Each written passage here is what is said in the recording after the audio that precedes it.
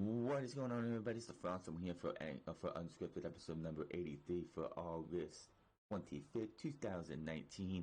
We are on our way to Clash of Champions. The King of the Ring started this week.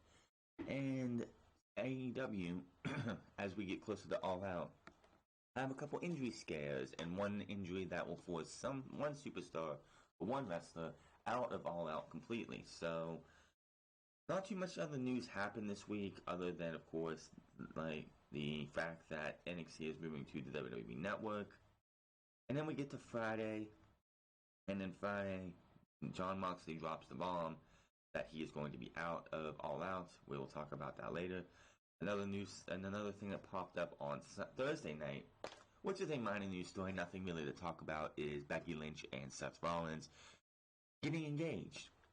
All I can say to them is congratulations. I don't have anything else to say on that. I don't know them personally. I don't know Kobe Lopez and Rebecca Quinn on a personal level to have any thoughts on them getting engaged other than congratulations.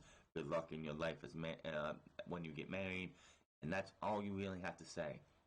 If anybody comes on to a podcast, it's like, how dare Becky Lynch accept that proposal? He doesn't deserve her. Shut up.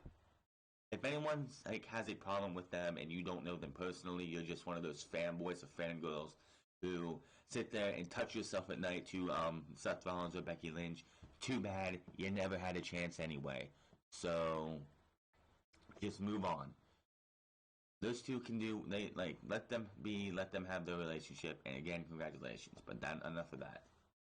As we start off every single week, Raw, SmackDown, and NXT. This was the first time that I put a review up for NXT in about 2 weeks due to the go-home show to NXT TakeOver Toronto having almost nothing, but they had one match, which was Joaquin Wilde versus Shane Thorne, which really wasn't worth talking about because it was a nothing match.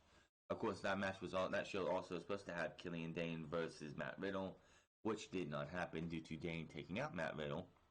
Then we had the Aftermath show, which had two matches, the Fandango and the Breezango versus Forgotten Sons, and then Jordan Miles versus Cameron Grimes.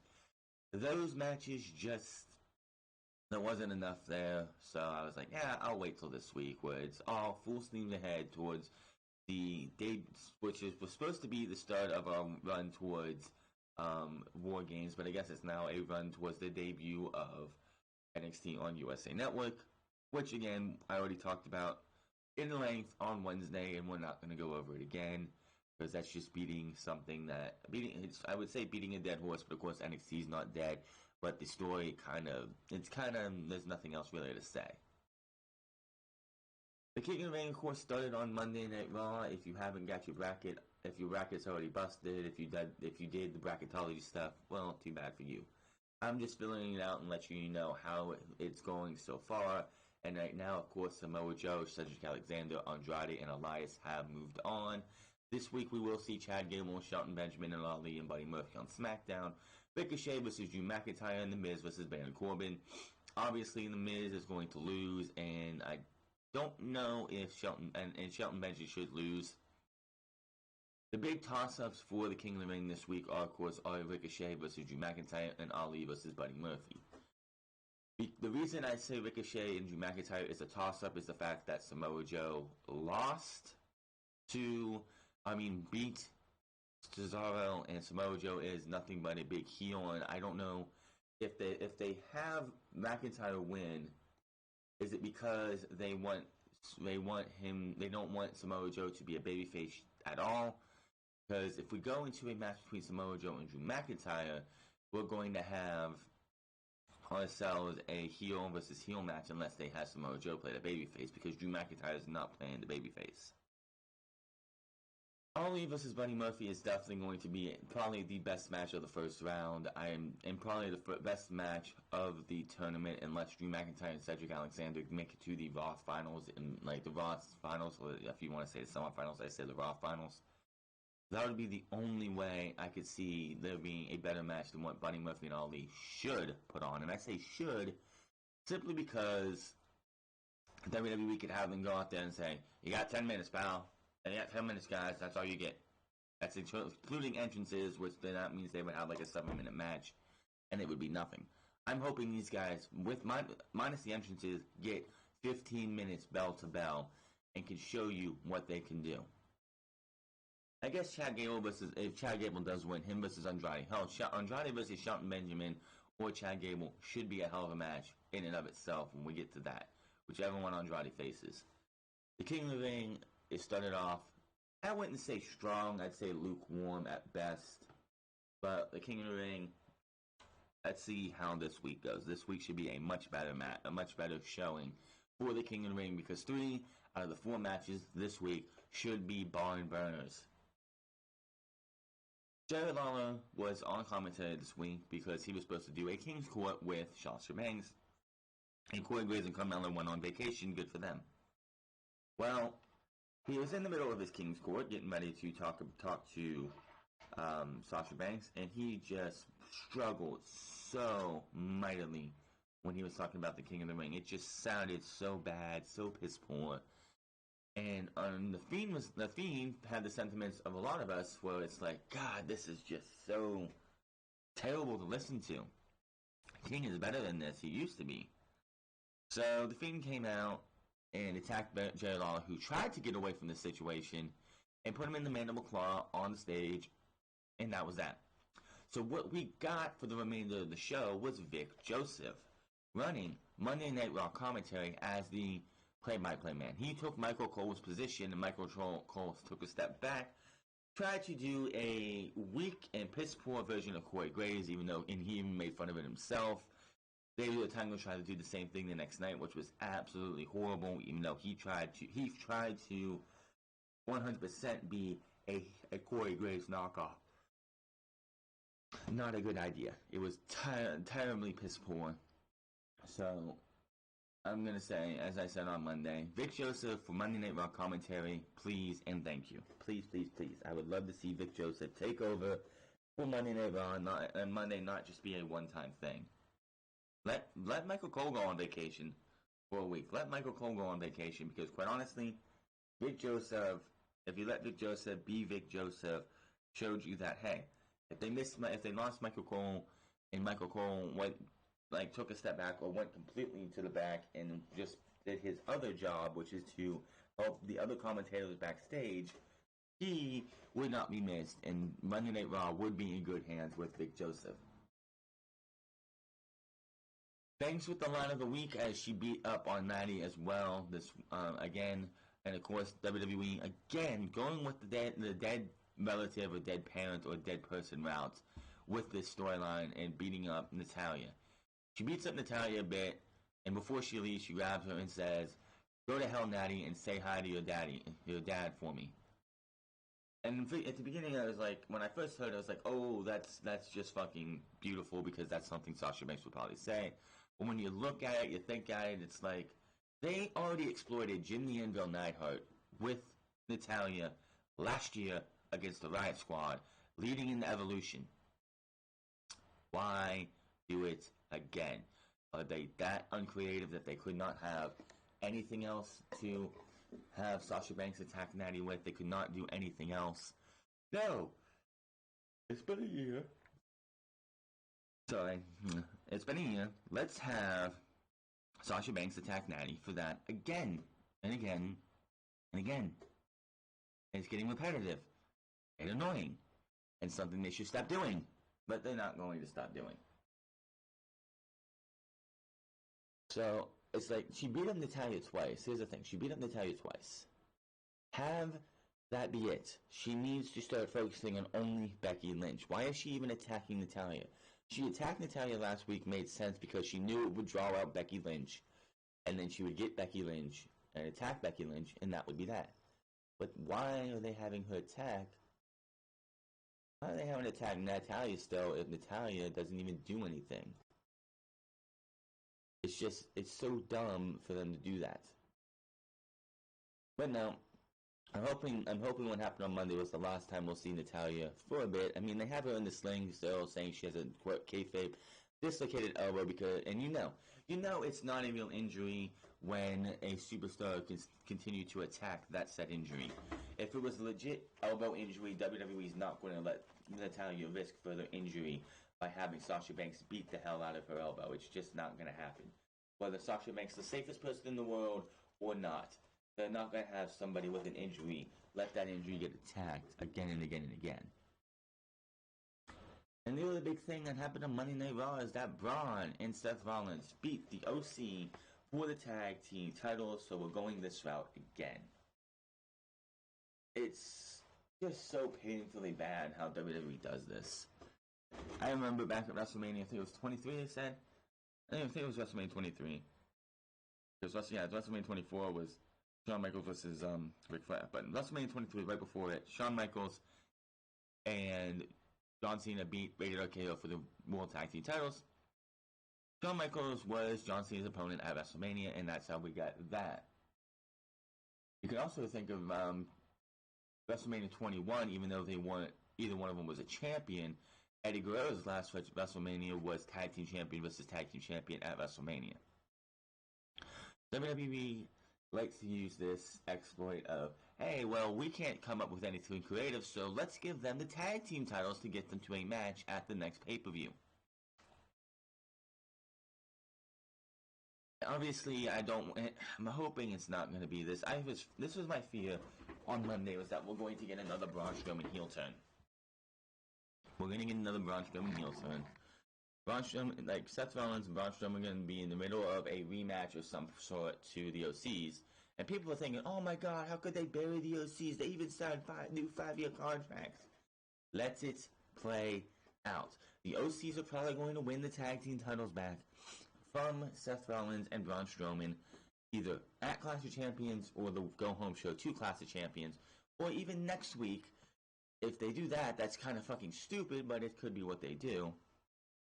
Because if they don't, Seth Rollins and Braun Strowman are going to be working double at Clash of Champions by defending the tag team titles, because every title has to be on the line, and then facing each other in one of the main events for the Universal Championship. I don't know where this is going, but I don't like the way this is going. How could you give two guys tag team titles when you want these guys to be your Raw main events at Clash of Champions? Is this how uncreative WWE is? Giving two guys tag team championships while you have the Viking Raiders, while you have the Revival, while you have the Usos, even though they're in the doghouse right now because of Jimmy's stupidity. While they have, I guess, Zack Ryder and Kurt Hawkins are still a tag team. I don't know. But you still have those three teams right there. And you give the titles to Seth Rollins and Braun Strowman. This is why people have been saying merge the tag team divisions, because you would have the New Day, the Usos, the Revival, Heavy Machinery, the B Team, which would be a team that would be jobbing to everybody else, the Viking Raiders, the Shining Stars, who I don't even know if they still work there or not. That's still 7 tag teams. I'm trying to think of another one. Oh yeah, the OCs, which would be 8. And yeah, that's about it that I can think of off the top of my head that's on the main roster. I don't count the Street Profits because they haven't had a match on Monday Night Raw yet. They're still just being hype men, which I'm so sick and tired of. But that's 8 tag teams. That's a good bit of tag teams for a single division. Having 4 tag teams on Raw does not make a division. Not at all. Having the OCs, the Usos, the Revival, and the Viking Raiders, who have not done anything but face off against jobbers. It doesn't make a tag team division. It's just boring. Tag team wrestling on Monday Night Raw and SmackDown Live mean absolutely nothing. It's so bad that the Revival, who are a Raw team, are challenging the New Day, who are a SmackDown team and a SmackDown Tag Team Champions, for the tag team titles at Clash of Champions. Do I expect the Revival to win those titles? Absolutely not. It's just a way to get from SummerSlam to Clash of Champions, and that is that. We might see the New Day versus the Revival again at Hell in a Cell, or they'll just have a one-stop only, and then we won't see the tag team titles defended again or even seen on pay-per-view until we get the Survivor Series. Moving over here to SmackDown Live, we had Bayley versus Charlotte Flair made official for Clash of Champions, as Charlotte was on the moment of piss to pretty much just talk about her own hype, beating Trish Stratus at SummerSlam, saying she's the face of the franchise. Pretty much, she's the one that they send out to. They send out to all these red carpets. They send her to all these interviews, all these events. Bayley's nothing. The championship has been diminished since she hasn't been champion since Money in the Bank, and that she is going to take the title from Bayley at SummerSlam, at Clash of Champions, and I fully expect that to happen. So Charlotte Flair is a 9-time champion. I fully expect her to be 10-time coming out of Clash. WWE has to do what they can. They're trying to get her to be a 17-time women's champion before her father passes away. I'm pretty sure that's how they're going with this, because we know, yes, Ric Flair is in a bad state in his life. Well, I think he's more healthier than he was last year, but the dude's not getting any younger. Ric Flair is not getting any younger, so they're doing all they can to get Charlotte Flair to that number 17, or at least 16, before he bites the dust, so he can have that emotional moment where his daughter was as good or if better than him. And it's too bad she is never going to be anywhere close to as good as he was. Charlotte Flair couldn't even hold her own father's boots or tie her own father's boots. WWE just flip-flopping the title. It would not surprise me if she wins it at Clash or loses it to Hell in a Cell, wins it at TLC, loses it at the Royal Rumble, wins it back at WrestleMania, loses it in the next pay-per-view, and we keep going on this until she's like a 16-time champion.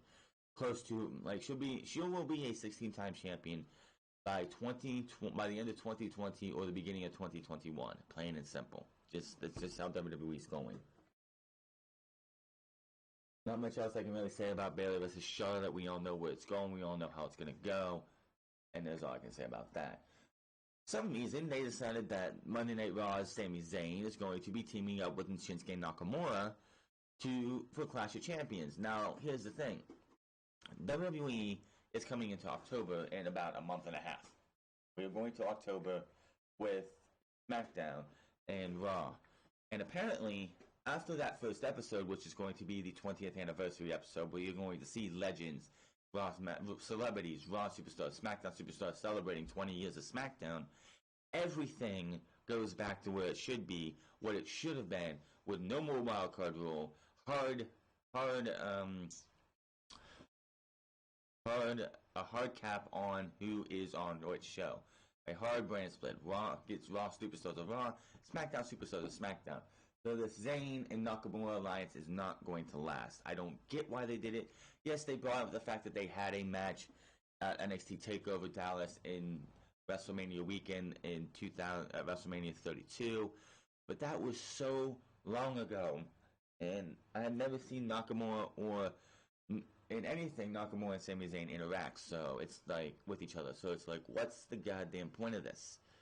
Nakamura, Zayn, other than that one match, have zero history in WWE, because pretty much Nakamura's been on Raw, on SmackDown. Zayn's either been on Raw or away from Nakamura on SmackDown.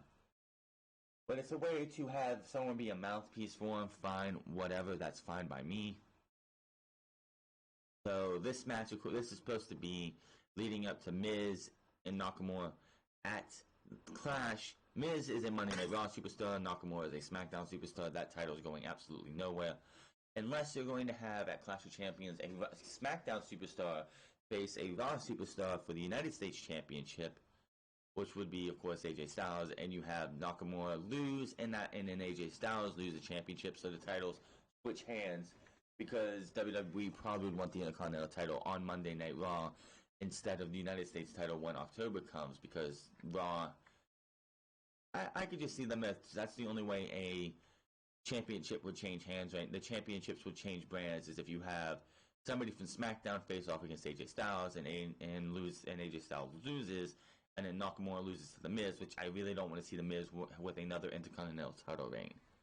It doesn't need to happen, and let's hope it doesn't happen.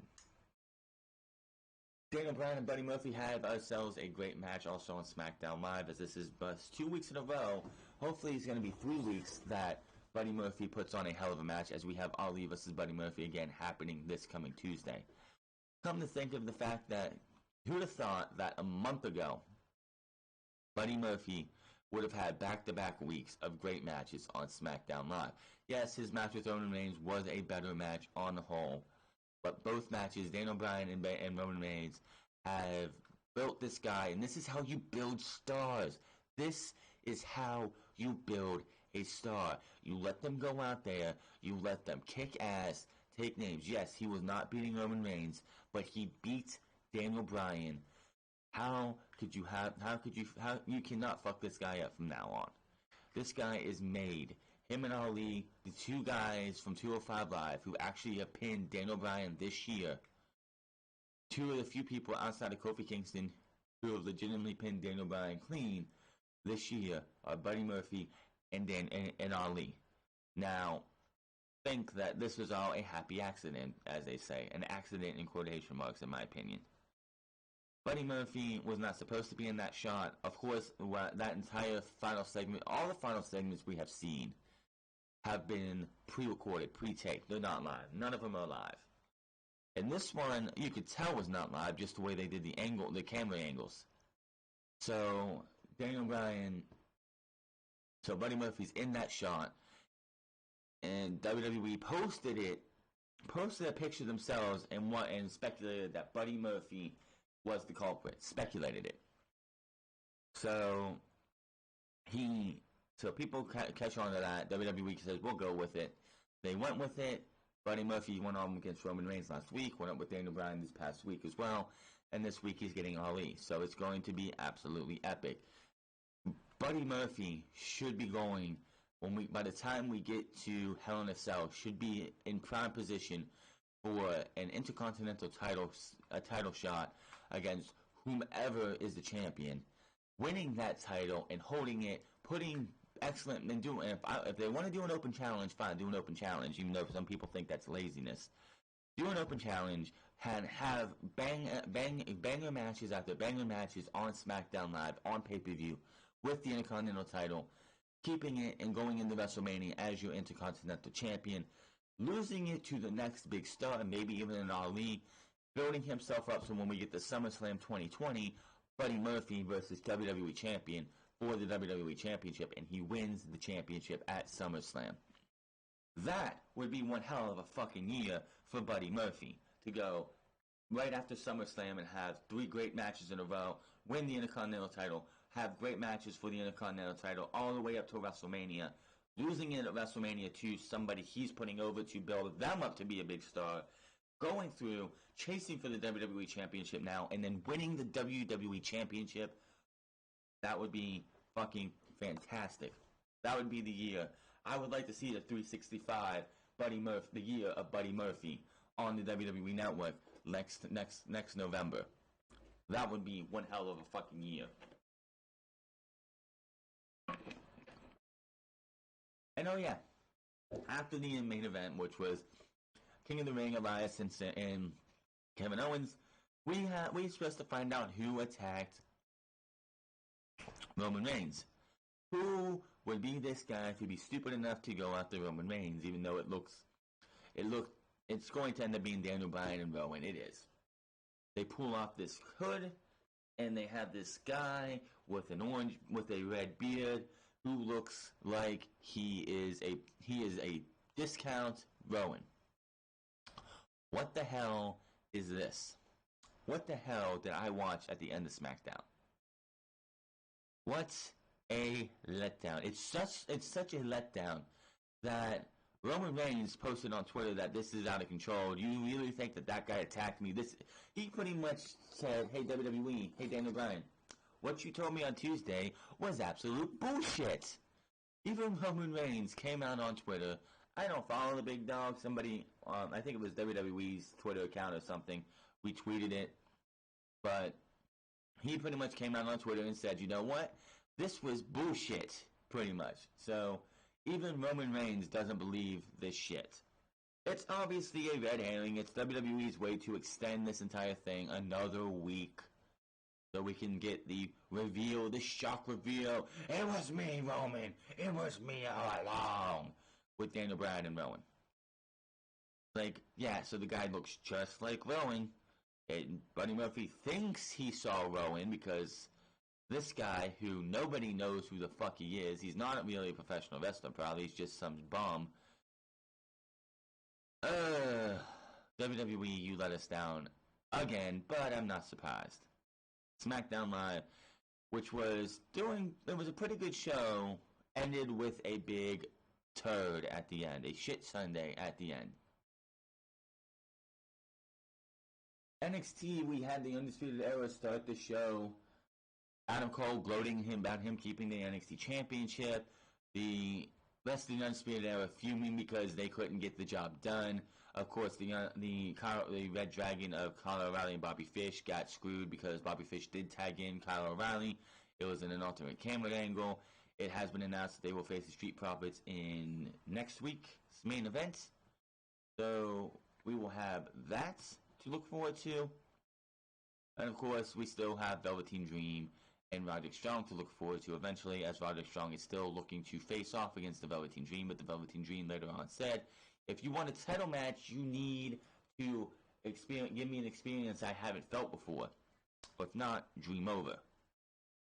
They're about ready to leave. They get to the ramp, and then Jordan Miles, in his greatest right to censor look, comes out holding the NXT contract like it's a Bible in his front of him, stone-faced as Adam Cole berates this kid for coming out here to challenge him.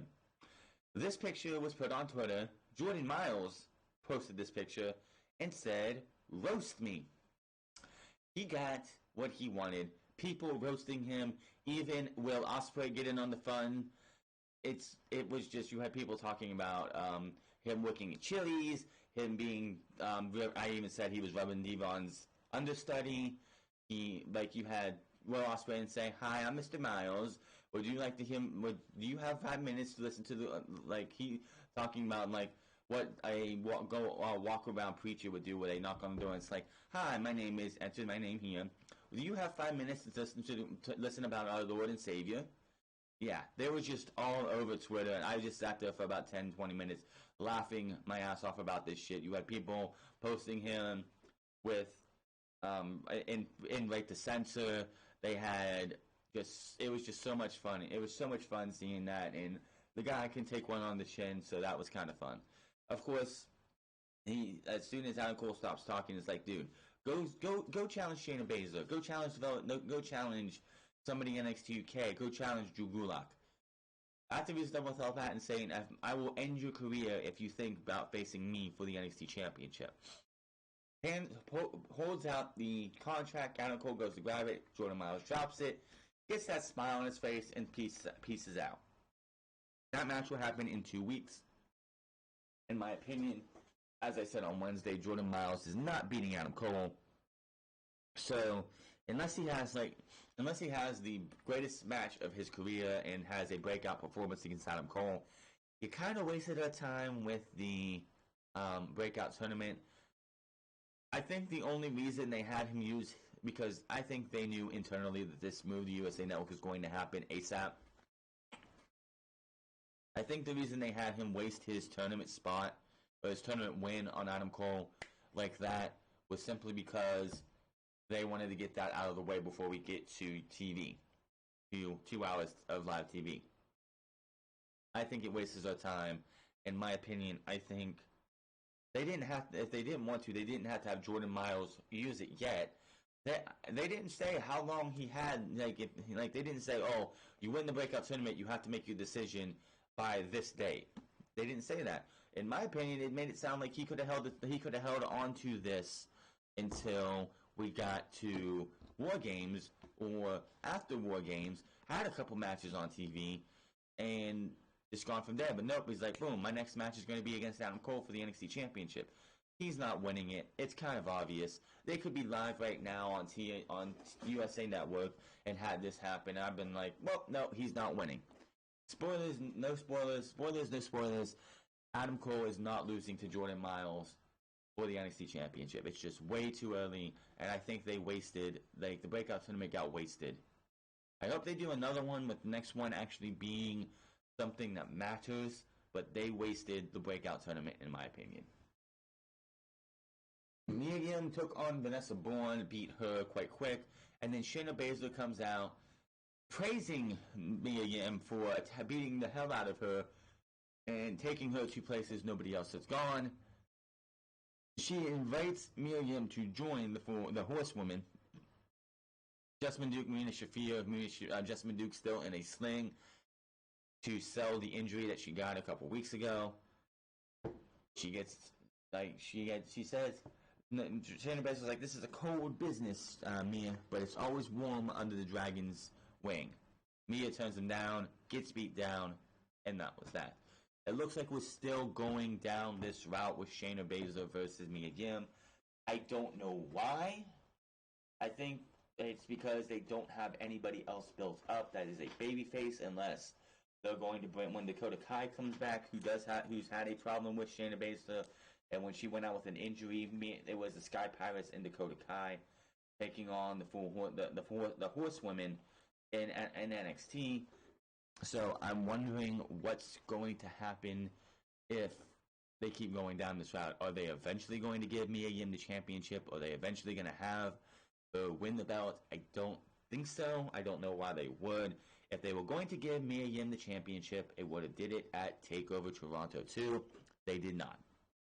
So I just don't think they have anyone else built up for Shayna Baszler. I mean, you have now until War Games, and we're going to be going to 2 hours starting on the 18th of September.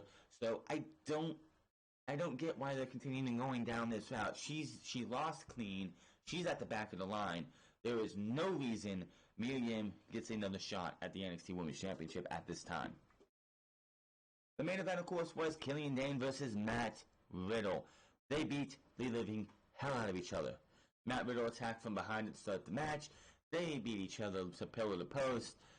Matt Riddle, of course, ribs with tape from the beatdown at Toronto that was selling the ribs. Long story short, Matt Riddle got beat down with 3 Vader bombs in the ring after a good 10, 15, 20-minute match. It seemed like a long-ass match.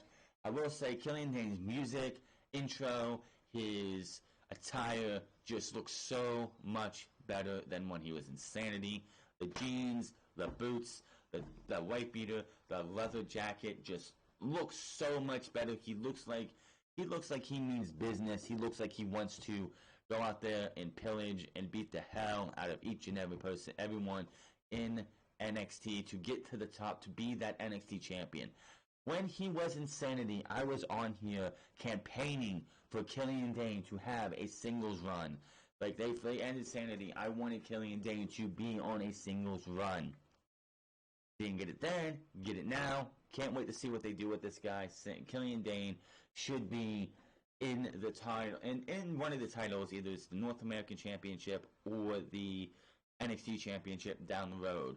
Right now, they're bringing him back in, reintroducing him. I want to see Killian Dane battling for one of those championships after War Games, more than likely. Of course, next week we also have Keith Lee versus Dominik Dijakovic, which was supposed to happen on the tapings where Tommaso Ciampa got, post Tommaso Ciampa being injured and then vacating the NXT Championship. It was actually supposed to happen on the episode that the Fatal 5-Way happened on. You got to see who faced Johnny Gargano at NXT TakeOver New York.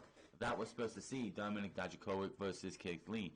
That match got scrapped because of injuries to Tommaso Ciampa and needing to find out who's going to be the number 1 contender. Match never got rescheduled because Dijakovic got injured, Keith Lee got injured, Lee came back, Dijakovic's back now, and that's where we stand. Cannot wait to see what those big men do, because last time they had a badass match. I'm hoping this time they will have another badass match. Speaking of NXT, like WWE, I don't know what the fuck they're thinking, but this does not need to happen as we get into our news for this week. NXT looks to have possibly a 6th takeover or more added next year. It has been speculated since the WWE NXT USA Network deal that was announced, but there is said to be a real possibility that we will see a 6th NXT TakeOver special in 2020, according to a report from WrestleVotes. WWE increasing number of annual takeover events to 6 would depend on the success of the show on how the numbers look on the USA Network. WWE does realize they made a colossal mistake. NXT is going to bomb with the ratings on Wednesday nights. September 18th, September 18th, and the week after that was supposed to be the 2 big weeks for NXT. Here's your problem. Nobody who watches NXT on the regular is watching on the 18th or the 25th. They're going to be watching NXT on the 19th and the 26th, or whenever the fuck they feel like it, because you put it on the network the next day at 8 p.m. So why would I sit there and change my plans of watching NXT on USA Network when you're putting it on the network the next day? NXT is going to bomb on the USA Network. I mean, they had that December episode in 2017 only did about 840,000 views in the ratings. Why? Because you put it on the network an hour later with another match that got cut from the original tape version because of time restraints. You got Ember Moon versus Billie Kay back when Billie Kay actually knew how to fucking wrestle. But yeah, when we get to September 11th is going to be the last episode of NXT I watch on the network the day it comes out. I'm going to not be watching NXT on Wednesdays. I'm going to condition myself starting with the 19th and the 26th to watch NXT then. But I don't give a shit about WWE's ratings, so I'm going to watch NXT when it's my leisure, which is going to be on the 19th and the 26th.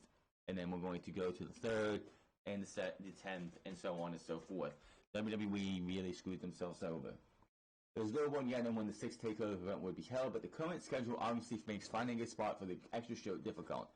The 2019 takeover schedule has events taking place had the Royal Rumble weekend in January, WrestleMania weekend in April, first weekend of June, which was supposed to be in July, the second weekend of June, but you see what happened there with the Saudi show. SummerSlam weekend in August, and Survivor Series in November. And some dumbass is like, hey, move the takeover in November and October and put in December and put one in October. No, you fucking retard. There's always one in the big fours, and then there's one in the middle of June because of the space between WrestleMania and SummerSlam. Dumbasses. It was noted earlier this week that MKM Partners and Analytics Eric Hanlon mentioned in a note on the takeover to investors that the WWE now has an additional opportunity to further monetize the NXT brand, including possibility of raising the number of annual takeover events from 5 to as many as 12. It's highly unlikely that WWE would ever do monthly takeover events. I wouldn't put it past them. I could see them doing that easily. WWE is just like an EA, like an Activision, like a Bungie, or like anybody else in the gaming industry who makes a video game and throws shit ton of microtransactions into that game. They will do anything they could to monetize, no matter if it takes the quality of the game down. Takeovers going to 12 a year after every pay-per-view is pretty much what it would be, is bad in the end, because that just takes away the quality and the specialness, and it hurts storylines, because WWE would have takeovers every other. It would be terrible. It would be absolutely terrible. Takeovers are special. Takeovers are great because you have time to build storylines, time to build matches that we want to see, and it's not, well, we had Johnny Gargano versus Adam Cole, that's a bad example. We had Mia Yim versus Shayna Baszler at TakeOver Toronto 2. We're gonna have a takeover in September. Let's have Shayna Baszler versus Mia Yim again. We have one in October. Let's have Mia Yim versus Shayna Baszler again. November, we're gonna do somebody else finally. It would just get so terrible. Johnny Gargano versus Adam Cole would have happened in April, May, June if you would do this type of if you did 12 takeovers. WWE held 5 takeover events every year since 2015, except for in 2016 when they did 4. There was just 4 takeover events in 2014 following the first ever takeover event in late May, but there were 5 events in 2014 with NXT Arrival. It wasn't called Takeover, it was just NXT Arrival. But NXT does not need more than 5 takeovers. 5 takeovers is absolutely perfect. I don't need one every other month. This is fine. You have the big 4 and one in the summer. That is all you need. All you need. Leave it alone, Vince. Leave it alone, WWE. The NXT takeovers, putting 112 a month would kill NXT worse than it's going to already be killed. And I guarantee, if we got to this time next year and we were on it, they were doing 12 takeovers a month, or 12 takeovers a year, NXT would be dead DOA. They think that the ratings are going to be this all-star thing because NXT is well established. NXT is the greatest brand that they have right now. Well, putting NXT the next day is going to kill NXT's ratings. I don't even think it's going to hit a 1 when we get to September. That first episode of NXT is not going to make a damn difference on USA. It's not going to make a dent in the ratings. Why? Because it's on the WWE Network the next fucking day. Why would anybody who watches NXT on the regular at their own fucking leisure watch it not watch it the next fucking day on the network when they can? Why would they watch it on the USA Network? Now, if it was like Raw and SmackDown, where they have to wait a month to put up content, I can see why it would be a pain in the ass to do that, but I don't see that happening. NXT takeovers need to stay at 5. You have the big 4 against the big 4 pay-per-views, and then you have the one in the summer. That's all you need. That's all NXT needs. Could they extend takeovers to be longer? Yes, I can see them being 3 to 3.5 hours long instead of 2.5 hours to 3 when it's warranted. I can see them adding a 6th match, maybe a 7th match to make it a little bit longer, just because they have 2 hours of time and you need a little bit more time now. I don't know, we'll have to wait and see, but 5 takeovers is perfect. Let me know in the comment section below what you think about having another takeover. Sticking with the NXT bandwagon, Vince is believed that NXT superstars will receive new contracts soon due to the move to USA Network, according to the Wrestling Observer newsletter. There's no word yet on details of the contracts, but the word is they will see NXT talent receive pay that is closer to what main roster superstars are making. At least the top tier talent from what they are making now. This has not been confirmed, but word is going around that all of the development deals will be changed over the main roster deals soon. WWE will likely raise their offers to potential incoming talent from here, as noted by Guggenheim Securities analyst Curry Baker estimates that NXT USA deal will bring in $30 million per year from 1 to 2 years based off conversations he had with the company. Regarding potential changes to the process now that they will show is moving to the USA Network, word is that the brand will continue to in the same path with Triple H in charge and no Kevin Dunn or Vince McMahon. Bullshit. I don't care what anyone says. If this show, like I said earlier, the ratings are going to go terrible. The ratings are going to be terrible for that first show. I guarantee it.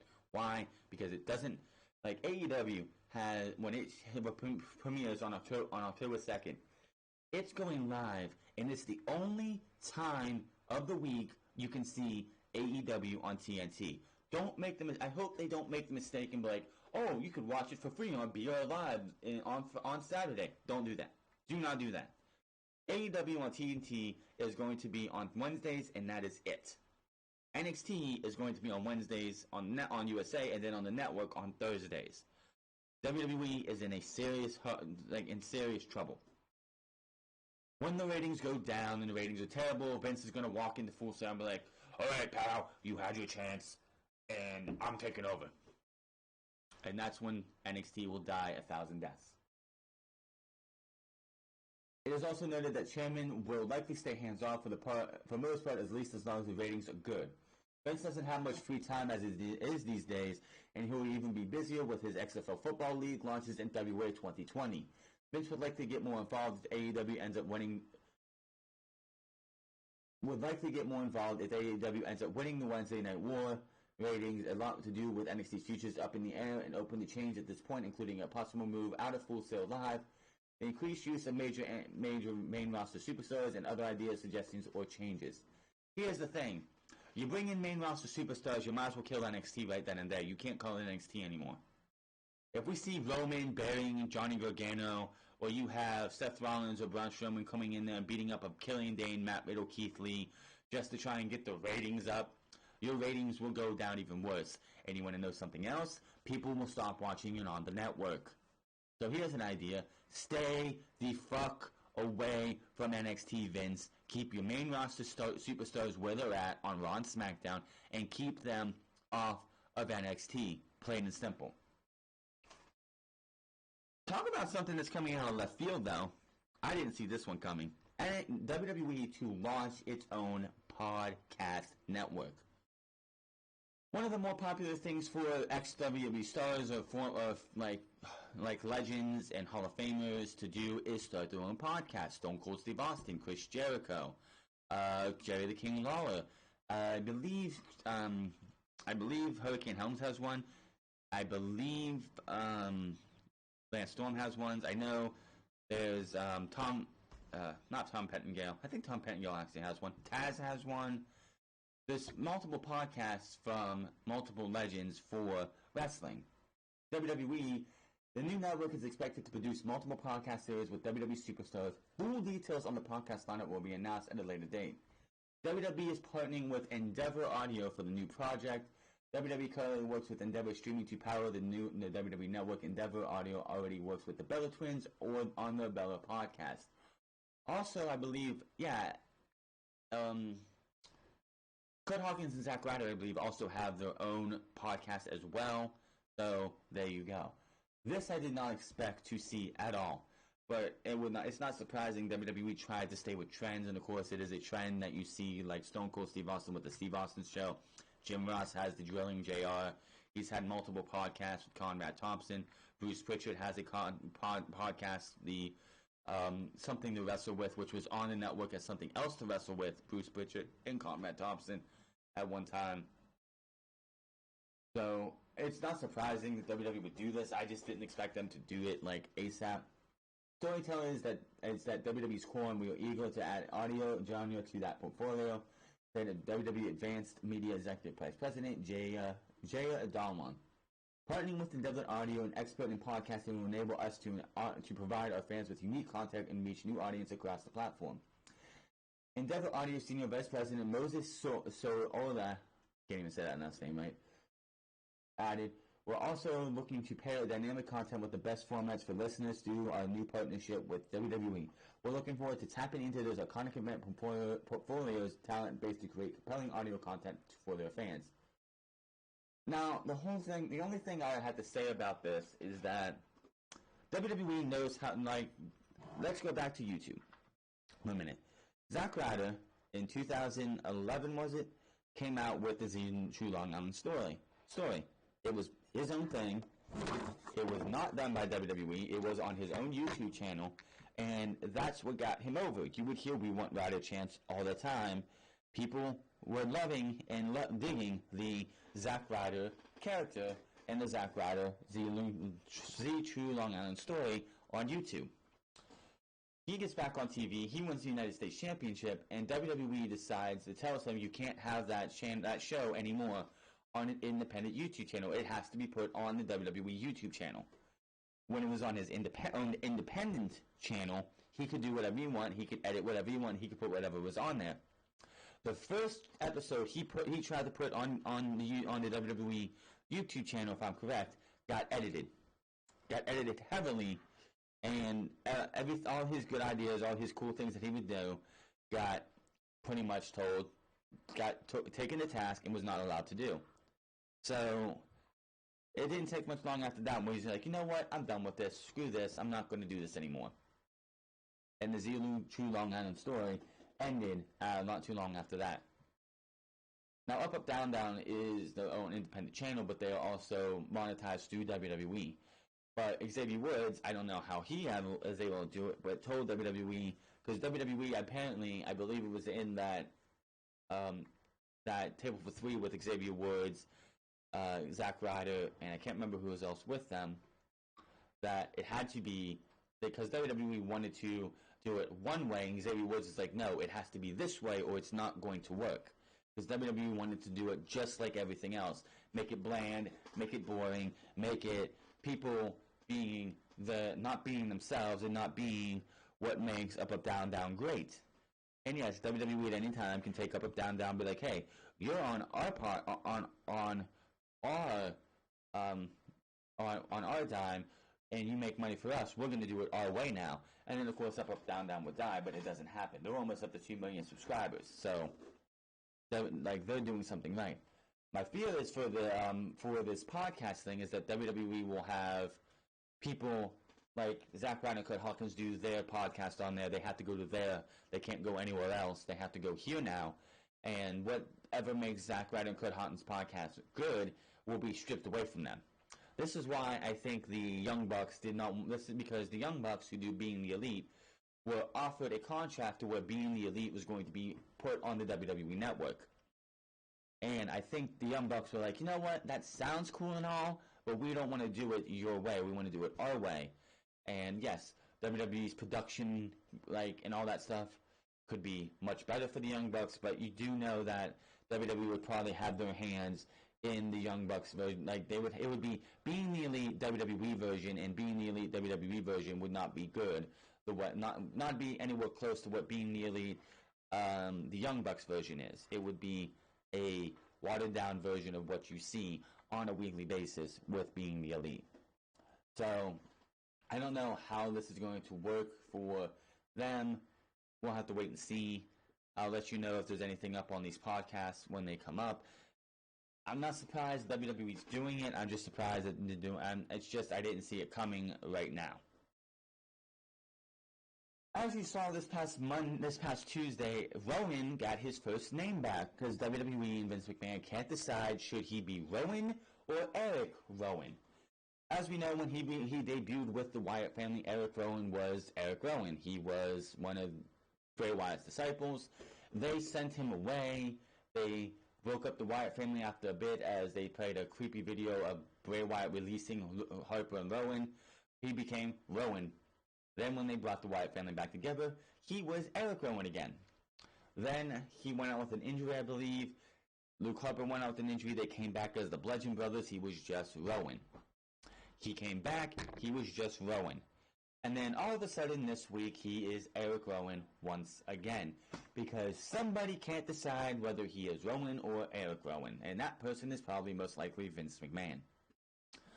So Eric Rowan is still... There's a war going on in WWE when it comes to Eric Rowan, and it's what the hell is he going to, is he going to be Rowan this week, or is he going to be Eric Rowan this week? I guess he's Eric Rowan again. So if you're wondering, WWE just can't make up their mind on what Rowan's name is going to be. The Miz vs. Intercontinental Champion Shinsuke Nakamura is currently listed as the internal lineup for WWE Clash of Champions, according to the Wrestling Observer. Zayn is scheduled to manage Nakamura in that title defense, according to the lineup, as noted. Zayn and Nakamura formed a new alliance on SmackDown Live after they taking out The Miz during a segment. This could confirm that Ali vs. Nakamura was dropped for no reason other than they just felt like dropping it. You had Nakamura lose clean to Ali a couple weeks ago. Had him lose clean. And now he just dropped that feud completely. You've had Ricochet lose to AJ Styles. You had Samoa Joe lose to Ricochet. You've had superstars beat champions all the goddamn time. And champions don't feel like real champions anymore outside of probably Kofi Kingston, who has only lost 1 or 2 matches, or has been pinned 1 or 2 times since WrestleMania to be like the most protected champion of the entire fucking decade, I should say. But Sami Zayn... But yeah, you had Nakamura lose clean to Ali on SmackDown. Looked like that was going to lead to a title match. It was right before SummerSlam, I believe. Match didn't happen at SummerSlam. But nope, you dropped it. All those vignettes, I haven't seen anything on Ali in these vignettes since.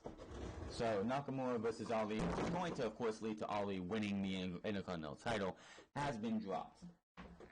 As again, I don't know what we're going to get when it comes to this Miz versus Nakamura match, this Nakamura and Sami Zayn alliance, because yes, the brand split is supposed to go back to a hard brand split after the Fox deal goes through, because it's just how it should have been in the first place. So Miz versus Nakamura, I don't see Nakamura losing because Raw and SmackDown, as I said before. Revival versus SmackDown Tag Team Champions, Big E and Xavier Woods are supposed to happen. Plans for Clash of Champions main event is still for Braun Strowman to challenge Seth Rollins for the Universal title. This would be interesting as Strowman and Rollins won the tag team titles from Luke Gallows and Carl Anderson this past Monday despite teaming to win the titles. Strowman has kept his eye on the Universal title, and we should see a big angle to lead to the Universal title match next week or the week after that. The Clash goes go-home show isn't until September 9th. No, that's definitely wrong, isn't it? No, it is right. Yeah, September 9th, right? Yeah, September 9th, because the 15th would be, the September 9th, which is the semifinals of the King of the Ring.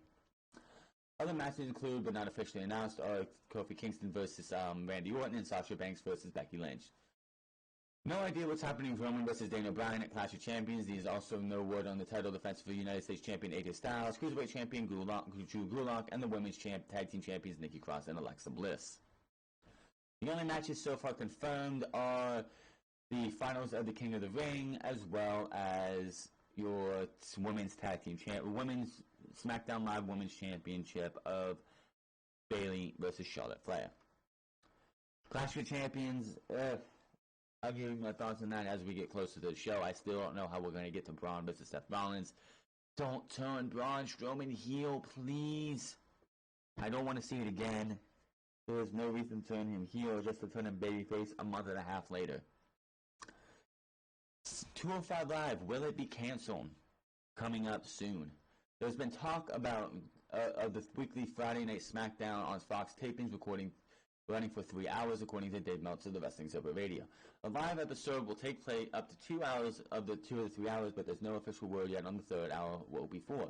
One could assume that third hour would be the weekly 205 Live episode, but there's been talk of 205 Live being done away with because it seems to be a failed experiment. Whose fault is that, Vince? Whose fault is that? You put 205 Live in the position of being failure from the start. When 205 Live started, who was in charge of 205 Live? It wasn't Triple H as it is now. It was Vince McMahon with his goofy and corny characters like Drew Gulak with the PowerPoint presentations, or Enzo Amore in the Zoe train, shit like that. 205 Live was dead on arrival. The SmackDown. Now here's the thing: when the Mixed Match Challenge was happening in the fall of last year, and 205 Live was being taped before SmackDown Live and put on the network right before we got to NXT, 205 Live was in a better position. And the crowd actually reacted. The crowd actually seemed to care a little bit more. It was night and day when it came to crowd reaction. Crowd is 50% of of a match or a show. If the crowd is dead and tired and exhausted from watching an okay to a piss poor episode of SmackDown Live, why would half of these fans, half the fans are gone before 205 Live even gets halfway through? Seeing a 10-man tag team Survivor Series type match against with a half-empty crowd is absolutely pitiful. Having Chad Gable versus Jack Gallagher in a great match, going up and having a fan base hardly even there, even though and here's the thing, SmackDown Live hardly has a crowd as it is nowadays. SmackDown Live's crowd is dead half the time. Meltzer speculates that the third hour of Friday night's tapings would be a 1 hour show on FS1, perhaps an hour of ring action airing with the weekly FS1 in-studio show scheduled for the Tuesdays, or for a 1 hour show on the WWE Network. In-ring action aired during the FS1 studio show, which is to be hosted by Renee Young, seems unlikely, but anything is possible. The Staples Center currently has SmackDown's 20th anniversary special, which will be the Fox Friday night premiere episode, scheduled to begin at 7:45 Eastern. By the way, the SmackDown anniversary is tomorrow. Tomorrow, Monday, would actually be, I believe it was August 26, 1999, was when SmackDown made its actual debut. The pilot doesn't count. But this means the third hour of taping would take place after SmackDown, at least for the first week or on the West Coast.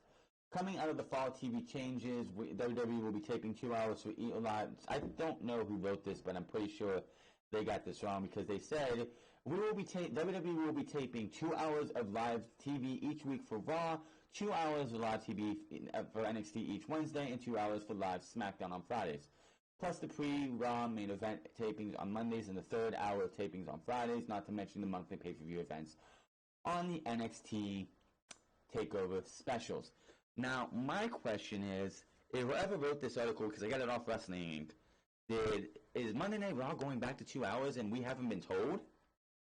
Because that would be absolutely fantastic if they go back to 2 hours. I don't see it happening, but whoever wrote this article, I think, kind of messed up because they said we'll be taping 2 hours of Raw live each week, unless the third hour was taped beforehand and we never noticed.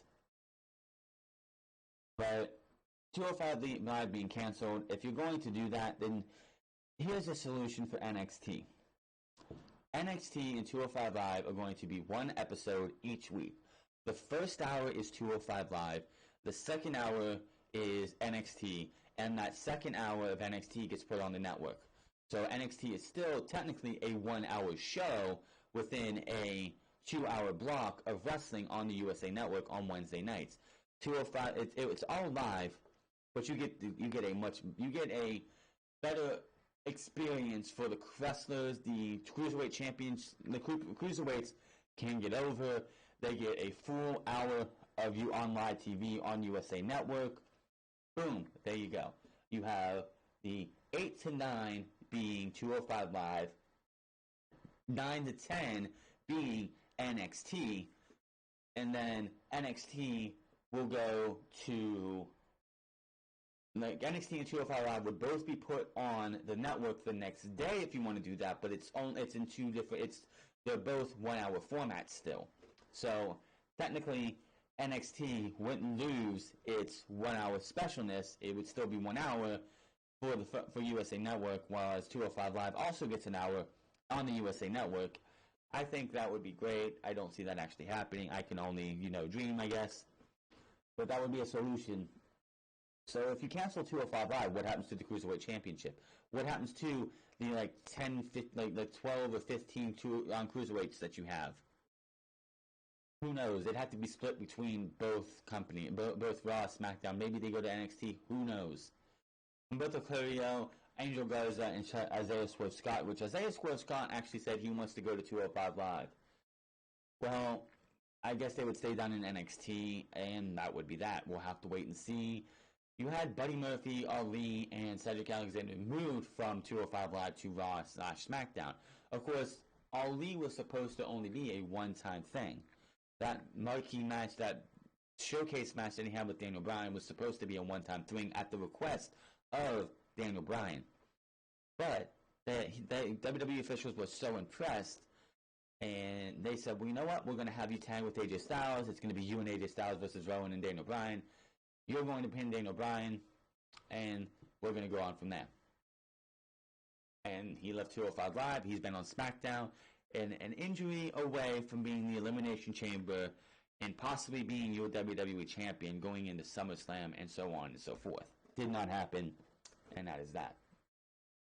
Vince McMahon's revival of the XFL kicks off in February 2020, and while the project has always been going to occupy a huge chunk of the WWE Champion's time, there's now talk that he might relinquish his grip on WWE sooner than initially thought. This, according to Brad Shepard of the Oh You Didn't Know Wrestling show. He claims that sources have told him that Vince McMahon informed his XFL circle that he plans on stepping away from the WWE for a very short period of time depending on how Fox and NXT moves go. Then, if all three shows are stable by the XFL's launch, he will be indeed focused on the league. Take this as you will. On one hand, Shepard did break the original XFL return story, and the other, he previously reported Sasha Banks' WWE return 8 times before it happened, then took a huge victory lap when she eventually showed up on Raw, applying a touch of cynicism would be advised. I don't buy this. I will believe Vince McMahon is stepping away when WWE releases a press release saying Vince McMahon has stepped down from WWE to focus on the XFL. Why do I say a press release?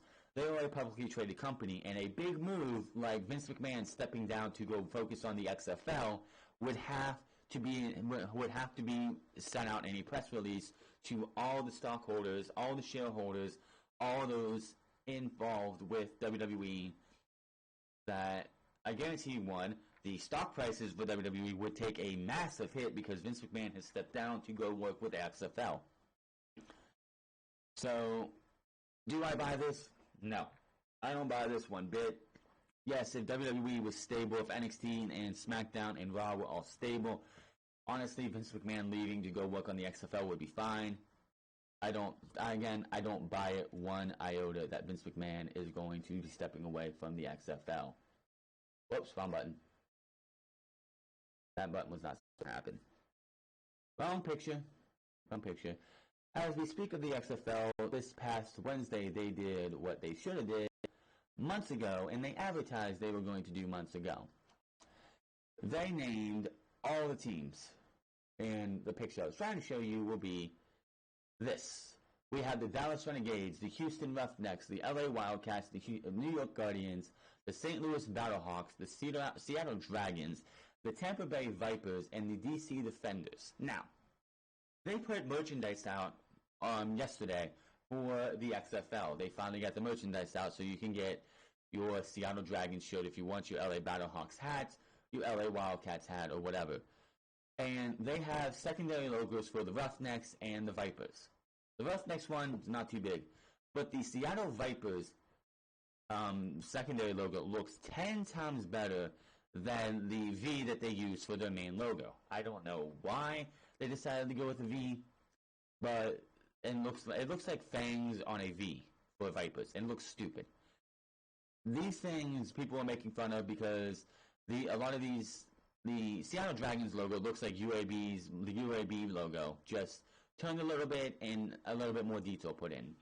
I have no idea what a Battlehawk is, but it looks like a shitty ass logo too.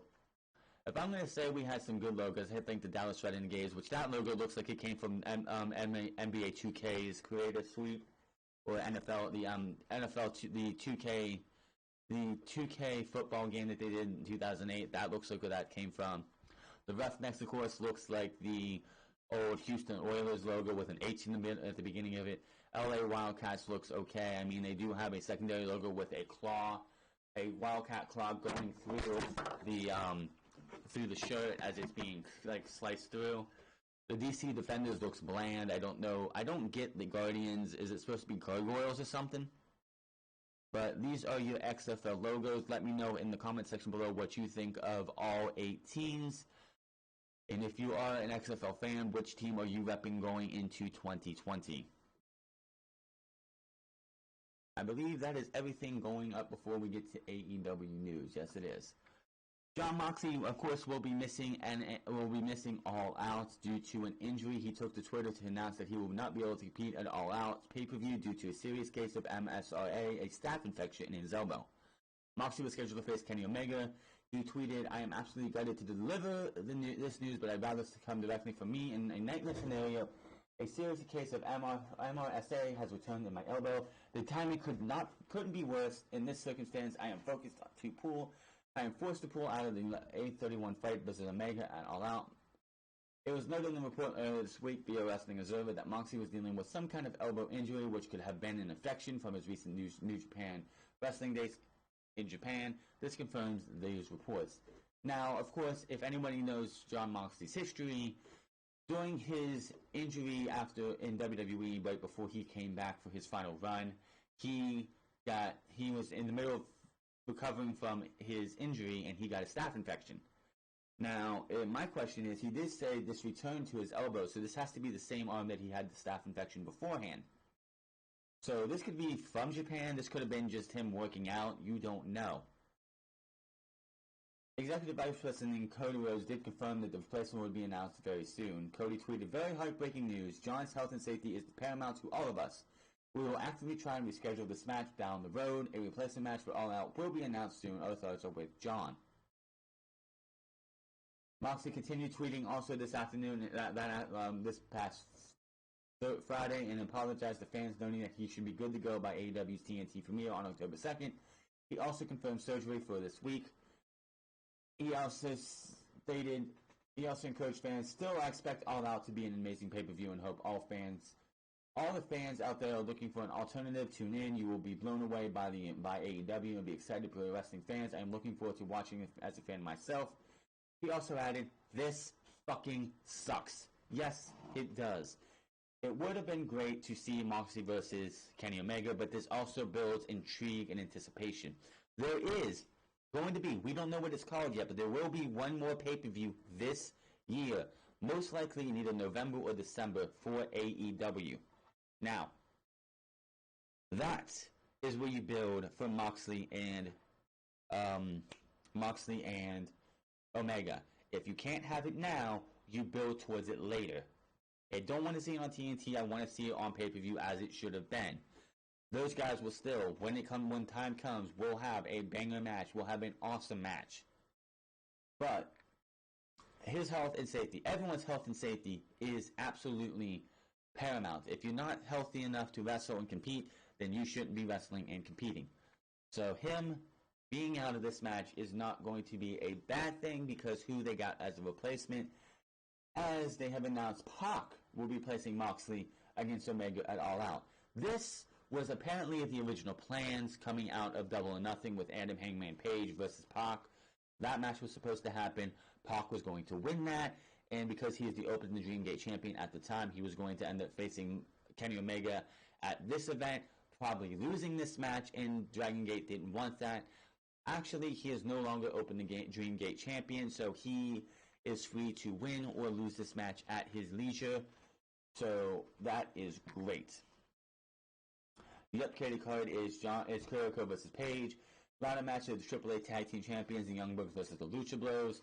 There was right after Jon Moxley's injury, there was a injury report later that night.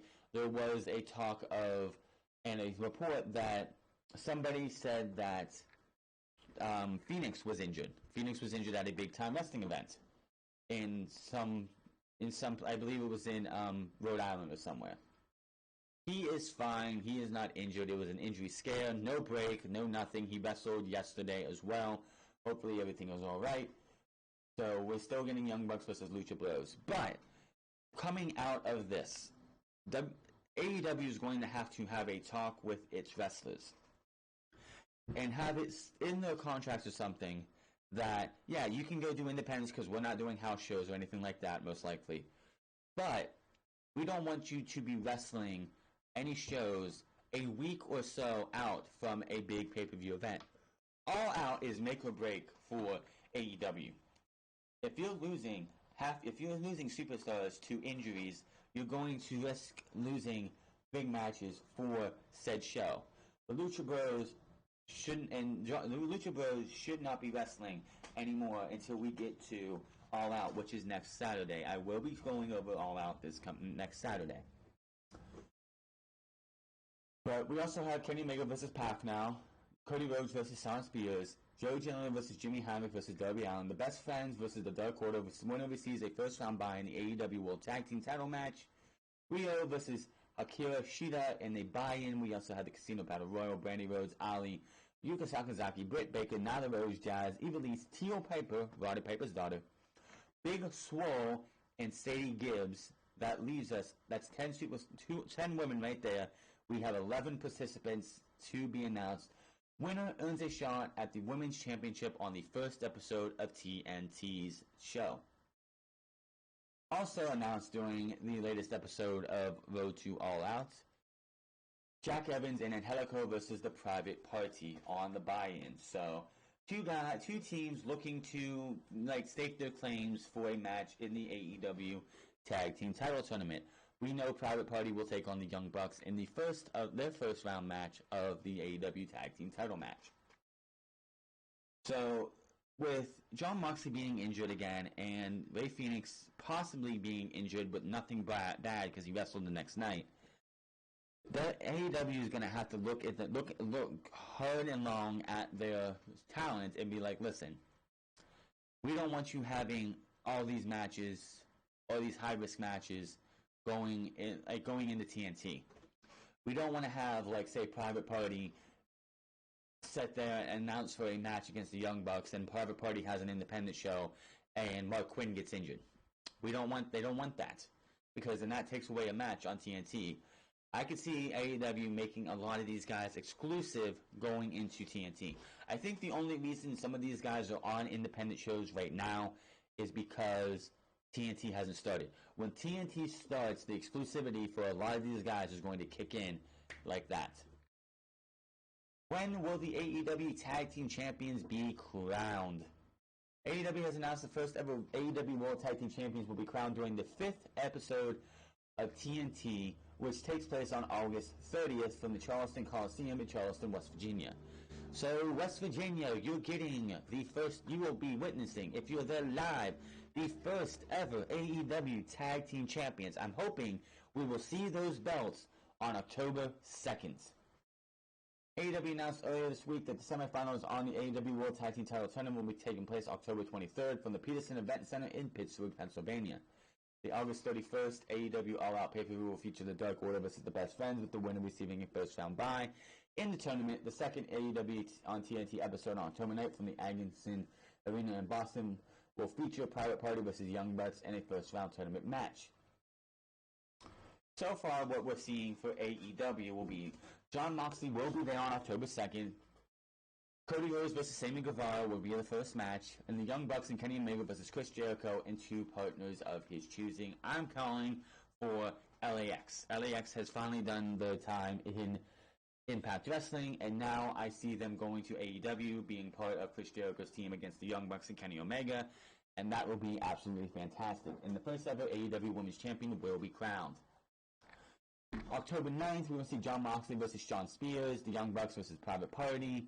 The second week 3, we will see the first ever women's title and the world title defended, Chris Jericho or Adam Page versus TB announced, and of course the first ever women's women's championship title event. So that third episode is going to be a big episode. Jon Moxley will be in action on the 23rd, semifinals for the tag team titles, and then Chris Jericho will be in action on the 30th, which they don't mention him as world champion because they can't, because he's not world champion yet. Will be in action, and the first ever AEW World Tag Team Champions will be crowned on the 5th episode. So AEW looking to come out with some hot action coming out of the first 5 episodes. Cannot wait to see what happens with All Elite Wrestling. It just sucks that we're not going to see Jon Moxley versus Kenny Omega. That should be saved, since it's not happening this time around. That should be saved for your next pay-per-view. That is your Unscripted for episode number 83, August 25th, 2019. Hit that subscribe button, comment down below, like or dislike this video. Find me on Twitch and Twitter at The Frotz Club, and I will see you guys tomorrow for Monday Night Raw.